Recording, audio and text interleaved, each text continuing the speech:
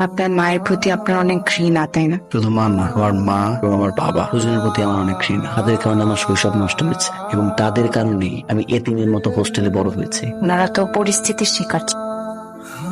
আপনার আল্ট্রাসোনোগ্রাম করার সময় একটা বিষয় খেয়াল করলাম, আপনার গর্ভাশয়ের গঠনটা ঠিক নেই। আপনার কখনো মা হওয়ার সম্ভাবনা ছিল না। ও, এই কথা। এটা তো আমি 30 বছর আগের থেকেই জানি। তাহলে আন্টি সেদিন যে বললেন আপনার একটা ছেলে আছে, আমরা ঠিক করেছিলাম একটা সন্তান আমরা অ্যাডপ্ট করব, মানে দত্তক নেব। আমি ওর গর্ভধারিণী মা না, এটা ঠিক, কিন্তু ও আমারই সন্তান, আমি ওর মা। আমি এখনো ওর জন্য দোয়া করি।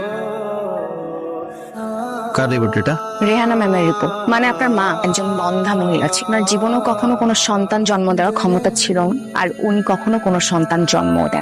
কি বলছেন আপনি এসব? একটু আগে ওনার নিজের কাছ থেকে আমি এটা শুনে এসেছি। কি শুনেছেন? ওনারা আপনাকে এতিমখানা থেকে দত্তক নিয়ে এসেছিলেন।